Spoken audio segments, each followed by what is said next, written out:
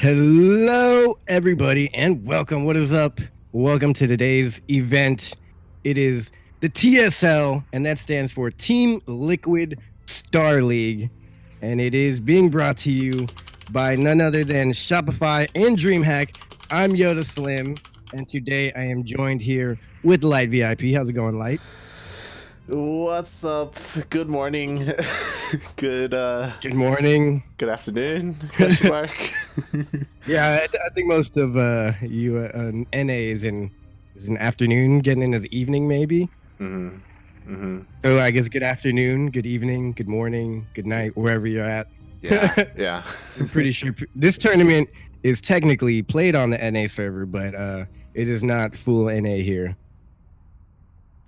Yeah.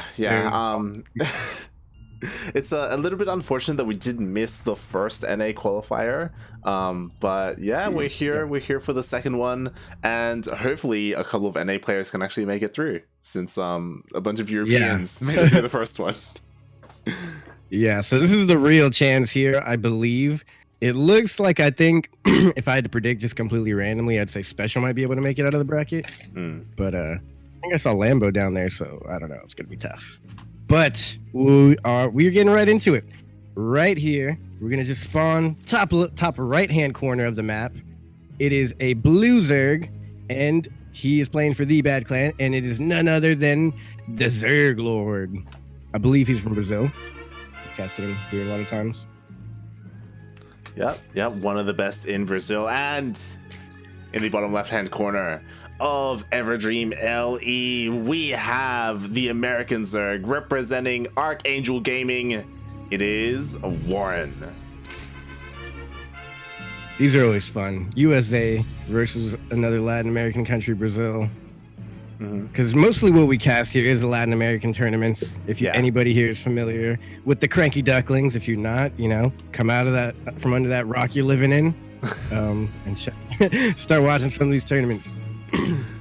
But no, yeah, like this is peak NA. This is everything we strive to be, at least as far as I go on the NA portion, the NA side of CranKy Ducklings casting.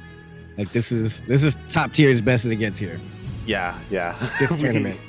We do cast a lot of Latin American players. We're pretty familiar with the ZergLord and WarreN as well. He does typically play like in the NA Apprentice Cups. So it's cool to see them go at each other.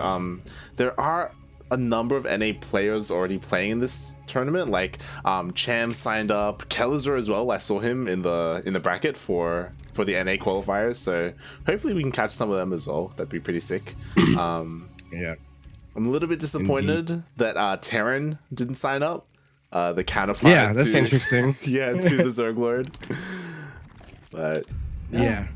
There's a lot of names I would say that I'm kind of upset didn't sign up, but that's the way the cookie crumbles, I guess. I feel like everyone should be at home playing StarCraft in this tournament, but you know what's interesting? Neeb signed up.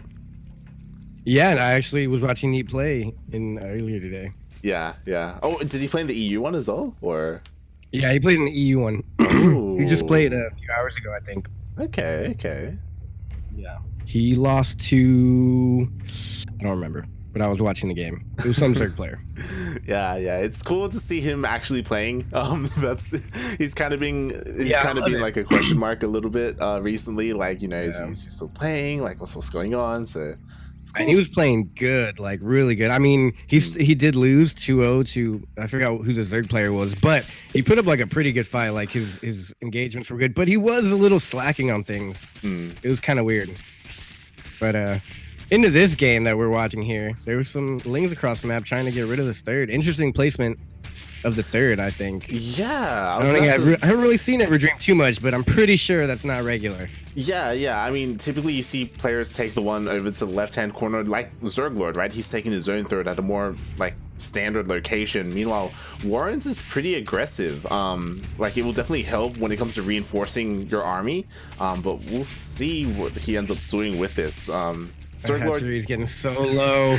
Yeah, I was gonna say he's just being annoying, but is he actually gonna get this? The hatchery is pretty low. I think if he would have just dedicated to losing the Lings in that, he could have done it. But he needs those Lings for defense because I think he knows all this army's going across the map. That was interesting. That was actually really close. I I was pretty scared that he was gonna. That was only with 4 Lings as well. He can definitely come back. Yeah, just 4 Lings. Yeah, he can come back and maybe try and snipe that hatchery later on. We'll see. As we do have a little bit of Ling Bane wars happening right now. There's already 4 being morphed and a couple more by ZergLord as well. Oh god. We're just getting straight into Ling Bane. Like, is this Legacy of the Void again? Oh god. This is like when I first played StarCraft. This is like how things went down. Yeah, I love how we start off with the ZvZ and they're teal and blue, so it's hard to tell who's making. Yeah. Like, this is good old-fashioned StarCraft. You have no idea what's going on. You'll know once the banelings connect. You'll know who's who. Yeah, you'll know. And WarreN has to be so careful here. I do like that he is applying pressure though, and he's forcing ZergLord at home. Behind this though, both players are getting Roach Warrens. They have different skins as well, which is kind of interesting. Yeah. Like Lings and Banes, so you can kind of tell the difference. It's actually pretty cool. I like when players use different skins just to spice up the screen a little bit. Oh, it does look like a couple of banelings actually made it into the main base of ZergLord and got 9 worker kills. Yeah, it's really rough. And there's 10 roaches coming up now for WarreN right now. And I think the Roach Warren just finished right now for the ZergLord somewhere. Yeah, it did. So we're starting +1, but there's 14 roaches coming out right now. Jeez, that's a lot of roaches. Yeah. I think that's going to be game right. I don't see a hold here for the ZergLord. I mean, we'll see, right? Because that's kind of what we were talking about, how WarreN, he took this more forward roach, hatchery, so he's going to be able to reinforce and send. Oh, that's what he did. He did it for the creep, so he can reinforce and hit that third faster. That's a good one. I haven't seen that lately. Yeah, so he's looking to be really aggressive. There is a single spine coming up from ZergLord, and that'll help, but I feel like he needs a little bit more than that to hold against. Not enough. One spine can take out maybe like 2-3 roaches before it goes down. Yeah. You can go into roaches first. Yeah, the supply does not lie here. Yep. It's coming in with Lings, keeping the Banes going in the back. I like his little kiting there of the Bane. The Lings not just jumping on this, not being over eager. Target firing down the Banes is huge. He's not letting the Banelings connect. The ZergLord, he's trying to get a connection with the Banelings, but there's just such good micro here by WarreN, and he doesn't necessarily completely destroy this fight, but he pretty much holds, and as the reinforcements come in, that's got to be GG. We'll see. I mean, that was the last Baneling for ZergLord, and now all the Lings rush in. He gets to surround on all of the roaches, and WarreN, he's pushing through. ZergLord, he was a little bit too greedy. His third base was like completely saturated with drones. Meanwhile, WarreN, he didn't drone up at all. Like, the hatchery was just for roaches. Yeah, it was really a lack of scouting and reaction, I think. He really wasn't focusing on what WarreN was doing. He was just like, oh, I didn't destroy the hatchery, let me go back and drone up. I think he was really trying to go into his own build instead of reacting to his opponent's build. Yeah. That third base should have been a red flag, like, what is up with this build? Yeah, definitely. They should have tried to be more on top of, like, you know, whether or not there were any drones being made at all, instead of just droning up heavily himself. And at the end, he does, you know, hold, and this could be kind of interesting because ZergLord, he is still ahead in workers. Now, the ZergLord has an upgrade advantage, so that's pretty good. Unless the upgrades even out. I guess now it's just up to they both have even workers. Actually, this isn't too bad. Exactly. Yeah. I actually thought the ZergLord was completely dead. I thought so as well. Getting rid of that third base is going to allow WarreN to get more reinforcements faster. Ling run by at the same time. Oh, and he didn't close the wall completely. Lings get in. This is going to be huge. There's some Lings there for defense. I don't think it's going to be enough. Roaches for the ZergLord are pushing forward to this third base. This is getting really scrappy here. Abandoning the third base. If he ignores the third base, goes right into the natural, then maybe he can deal some game-ending damage. As long as he doesn't waste any time. And the ZergLord defended at home. Yeah, he's defending at home. He cleaned it up. At home. Nice. Yeah. Wow. What a comeback. Yeah. Like, he just maybe it wasn't even a comeback. Maybe he like knew the whole time what he was doing. Calculated. He knew exactly what he was doing. It was just loss management, you know? He knew he was going to lose almost everything. It was just don't lose too much. Yeah, and he... so it's really tough the damage, though, I think he needed. He didn't even destroy the third yet. He needs to go for that third. He needs to either go for the third or try to end it. But it looks like he does have a couple of lings working on that, so he should be able to at least get the third and even things out when it comes to hatcheries. There's no banelings here for WarreN. So, there's one baneling, but the lings are still going to be able to just pounce on this army without even trying. A little too many Ravagers. Ooh, WarreN actually takes it. Interesting. That was close. Yeah, I think he still could have had a little bit of a chance there, but without the Roach WarreN, without the third base up, it was pretty much game over. That was pretty fun. That was an interesting game number 1. Yeah, that almost went the way for the ZergLord. I think the reason why he tapped out, he was down like 10 workers, and that was because of that ling run by. Even though he held, like, because the lings got into the natural, they still killed a lot of workers. If the wall was actually a wall, if he had like another roach there just to like make it compact, then maybe we would. The game would. I think he could have won. Yeah. I think he would have won right there. So that was literally like a split second decision that actually won him the game. Yeah. That's a really good point. If the wall was closed, it would have taken longer. He could have got lings. He could have morphed in banelings, completely held, saved all his workers, and then even reinforced heavier on that push. But also, I think he should have gone for the third. Should have gone for the third, defended at home, and then, all in hindsight though. But nonetheless, that was a fun game number 1. Yeah. I feel like I don't really see Ling Bane move around like that these days. It's usually like defend, go into the Roach WarreN, but this was like lings for the good first 6 minutes of the match. Yeah, definitely. And it was actually really good because the ZergLord, even though he was at such a disadvantage, like he had droned up so much, he was still able to hold in the end, and he was ahead in workers after he pushed WarreN back from that initial like roach push. He was just so close. And again, like, if his scouting was a little bit better, then he would have been able to solidify that, I feel like, a lot more. Like, I think the ZergLord making that game as close as it was shows like how good he is, like he almost got away with it. The ZergLord is he's pretty darn good. I want to see if he can actually pull something off here, even though I just said his name. I'm gonna say it again in the bottom right hand corner.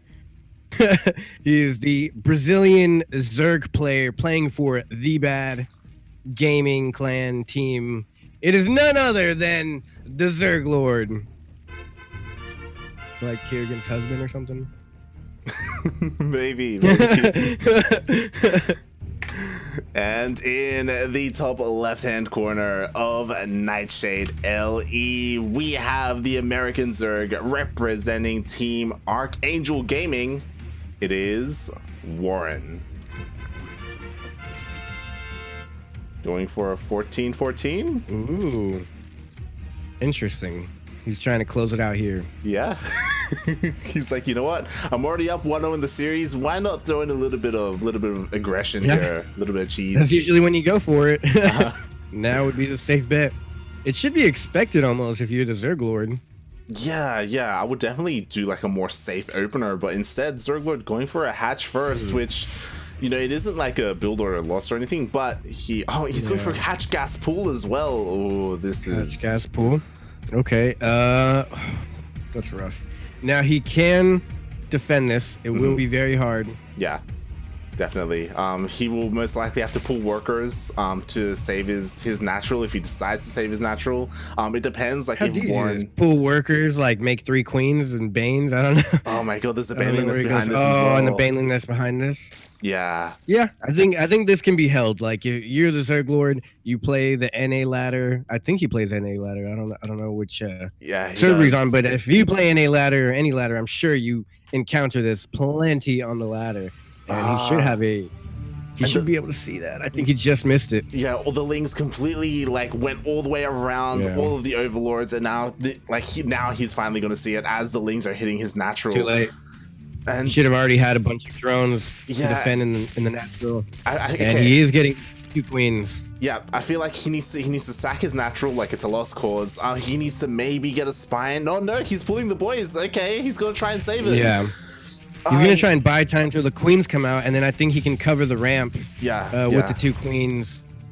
But once the banelings and now speedlings are here, once the Banelings show up, it's gonna be pretty rough. Oh God! Here they are. Oh, he's gotta run. Banelings are, I believe, faster than drones, so they can't catch up. He's gonna try to attack. Good splits. The Baneling, oh, not the best connection actually. He did do a lot of splash damage, weakening those workers so they can go down. And this Queen's also gonna go down, trying to get in a position where it can minimize the service area of attack. Baneling's in, splitting is decent here from the ZergLord. Actually, he's just gonna walk out. Yeah, and the things were cleaned up. Stopping your mining.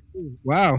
Yeah, he's coming back in, but he's not gonna be able to get anything. You don't want to trade out 2 Banelings for 1 drone. Look at this Queens perfect split, by the way. Yeah, he needs wow, yeah, that was a perfect split. I always wondered, how do you split perfectly, and that's it.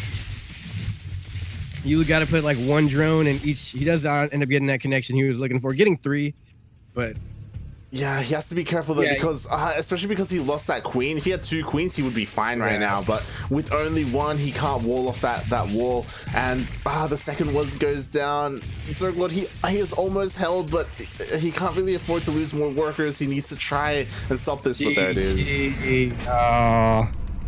Yeah. So that was almost a good hold. Yeah. But as game number 1 and game number 2 almost isn't good enough. It's only good in horseshoes and with grenades. So he's not going to take the win, but that was still fun. That was really fun. I enjoyed that first quick cheeky match. Feels very, very CranKy Ducklings fashion, you know? It's like we're watching Battle of the Americas or something. Yeah, GG. ZergLord, he was almost held. At the end of the game, he was only down 2 workers. Like, he just had to hold a little bit better. If he had saved his queens, then maybe we would have seen a different game, but yeah. Right when he said GG, like, he was down by 1 worker. Yeah. But, you know, this is a double elim bracket, so he's still in there.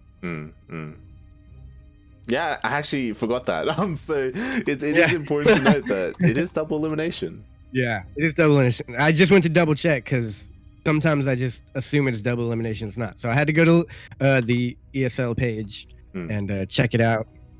And honestly, this is so sick because it is being brought to you by DreamHack and Shopify. Like, those are 2 crazy companies that are so dope for investing in StarCraft more. I mean, you know, we're all used to DreamHack. That's still super cool that they're doing it. And Shopify is kind of like getting into the scene again, so that's sick. And this tournament coming back, Team Liquid, you know?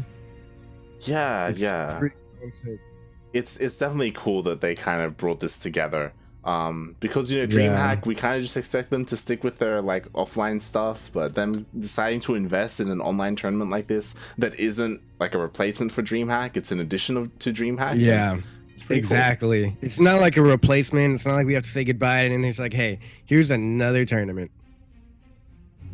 It's a gift. Yeah. I feel like maybe this whole pandemic situation is causing brands to look at other ways to expand, and I think they're realizing that, you know, esports, StarCraft, you know, it's worth it to invest because the fans show up and they love it.